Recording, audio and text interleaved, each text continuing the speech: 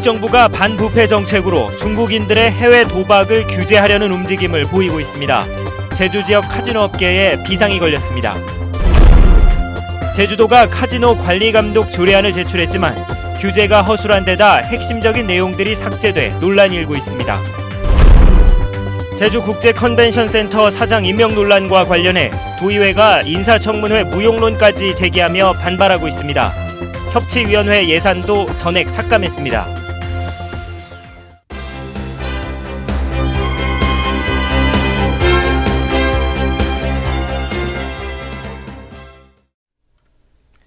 여러분 안녕하십니까? 뉴스데스크 제주입니다.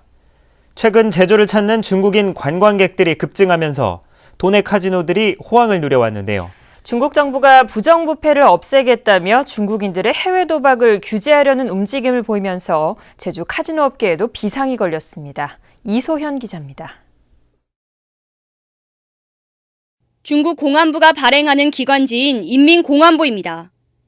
중국인들의 해외 도박 실태를 고발하는 기사에서 제주도는 도박의 천국이라며 강하게 비판했습니다. 무사증으로 입국할 수 있는 데다 카지노 업체들이 성접대까지 제공해 도박 범죄의 새로운 중대재해 구역으로 떠오르고 있다는 겁니다. 특히 제주에서 도박을 한 중국인의 80%가 돈을 잃어 전국 공안 책임자들이 해외 도박을 없애기 위한 회의까지 열었다고 전했습니다. 이런 가운데 세계적인 카지노 도시인 마카오에서는 지난달 카지노 매출액이 1년 전보다 20%나 줄었다는 발표도 나왔습니다. 중국 정부가 카지노에서 중국 신용카드의 사용을 제한하고 마카오 체류 기간을 줄였기 때문입니다. 전 세계에서 두 번째로 이렇게 카지노로 해서 자금을 많이 이렇게 쓰는 그거로 인정이 되다 보니까 이 부분에 착안을 해서 중국에서 그 반부패 드라이버 정책을 강하게 하고 있지 않는가 이런 생각이 됩니다. 이 같은 소식이 전해지자 도내 카지노 업체들의 주식은 하루 만에 10% 이상 폭락했고 대형 여행사와 면세점 주식까지 동반 하락했습니다. 한국으로 계획을 잡았던 분들도 많이 안 올 것이고, 카지노도 큰 타격을 받을 것이고, 내년 영업 상황이 어떻게 될지 참 우려하는 바가 큽니다. 많이 대폭 감소할 거로 보입니다. 지난해 제주도 카지노 이용객 35만 명 가운데 83%는 중국인이었습니다. 중국 정부가 해외 원정 도박에 대한 단속을 강화할 경우 파장이 클 것으로 보여 도내 카지노 업계가 촉각을 곤두세우고 있습니다. MBC 뉴스 이소연입니다. 이런 카지노를 엄격하게 규제하겠다면서 제주도가 카지노 관리감독 조례안을 오늘 도의회에 제출했습니다. 그런데 내용을 살펴보니 허술하다 못해 의심스러운 부분들이 많아 중국 자본의 카지노를 허용하기 위해 만든 조례란 비판까지 나오고 있습니다. 김찬년 기자입니다. 제주도가 제출한 카지노 관리감독에 관한 조례안. 70페이지가 넘는 내용 중 불법 영업 규제와 관련된 조항은 한 줄뿐입니다. 카지노가 전문 모집인에게 과도한 수수료를 줘서는 안 된다는 건데 도대체 얼마가 과도하다는 건지 정확한 기준은 없습니다.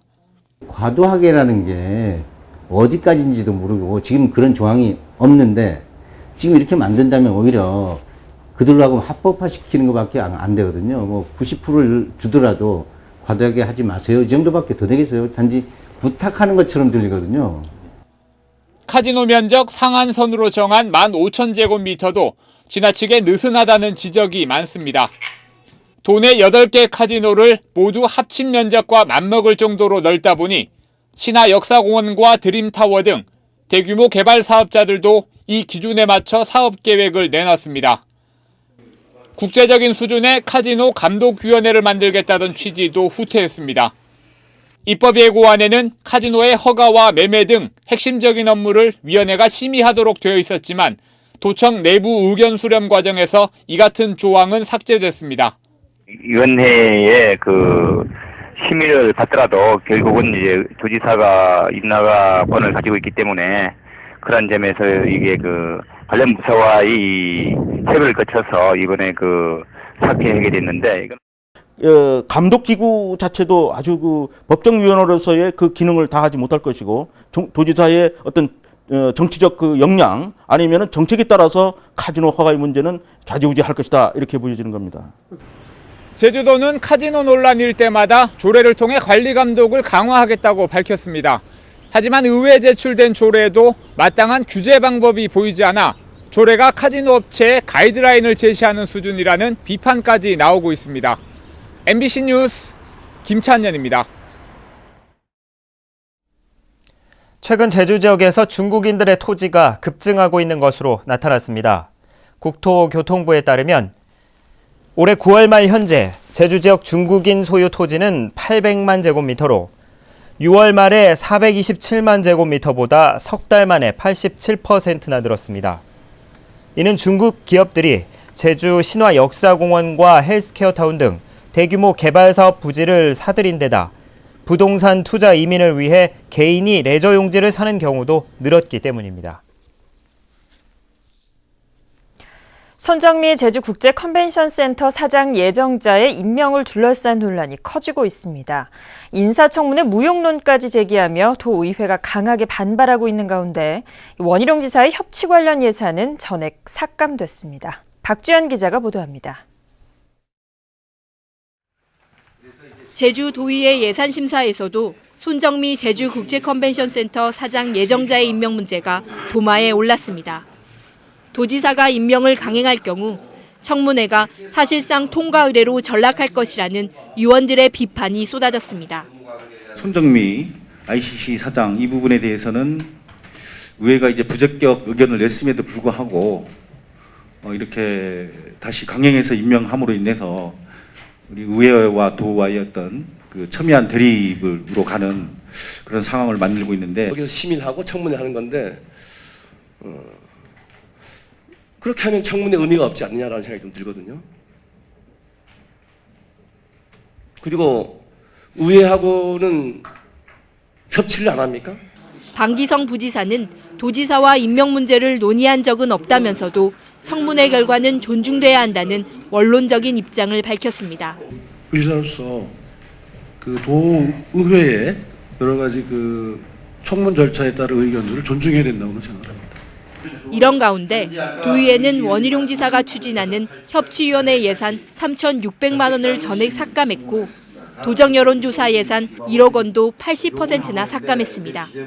여론조사, 정책에 대한 여론조사를 하는데 예산이 계산돼 있습니다. 근데 여기는 3배나 되는 1억의 계산이 있다는 얘기는 지금 도지사님 개인 지지도를 위한 이미지 메이킹을 위한 예산이라는 의혹이 들거든요. 하지만 삭감된 일부 예산은 의원들의 지역구 사업과 민간단체 보조금으로 증액돼 예산 심사 과정에서 제주도와 갈등은 더욱 커질 것으로 보입니다. MBC 뉴스 박주연입니다.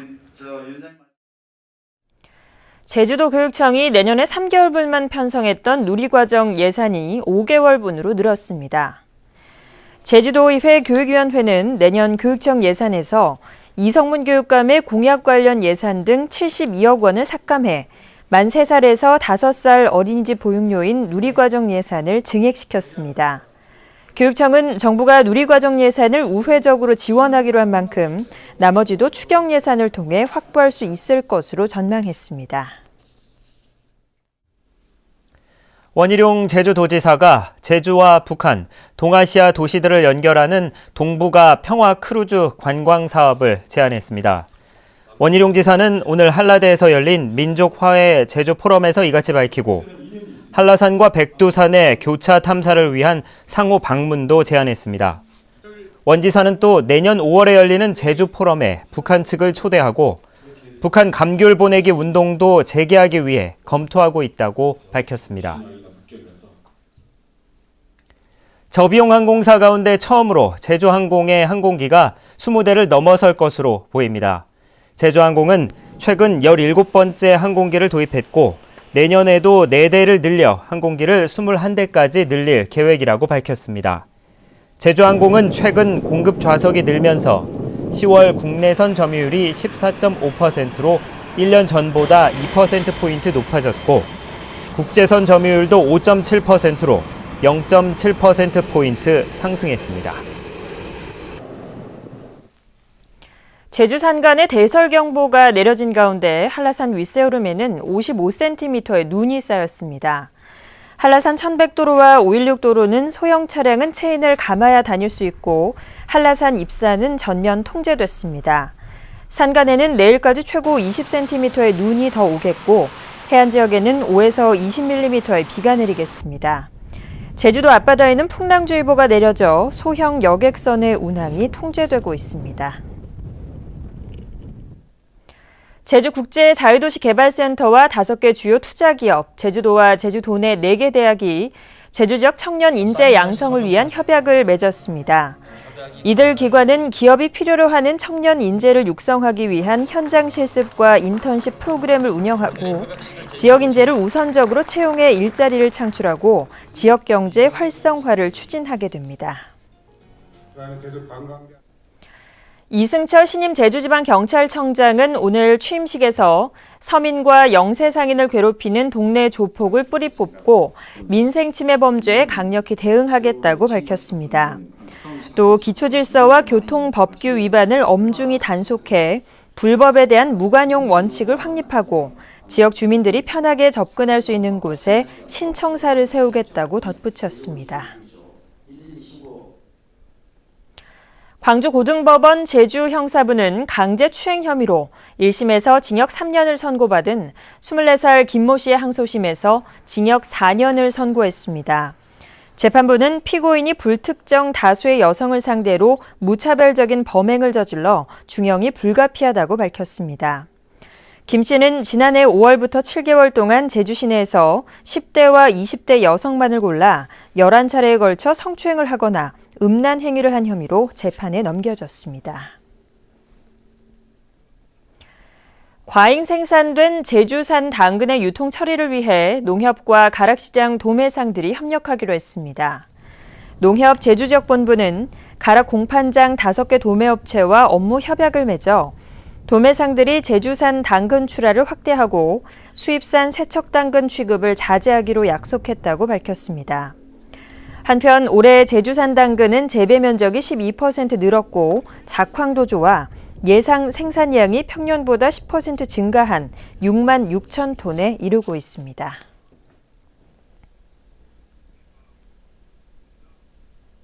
뉴스데스크 제주였습니다. 시청해주신 여러분 고맙습니다.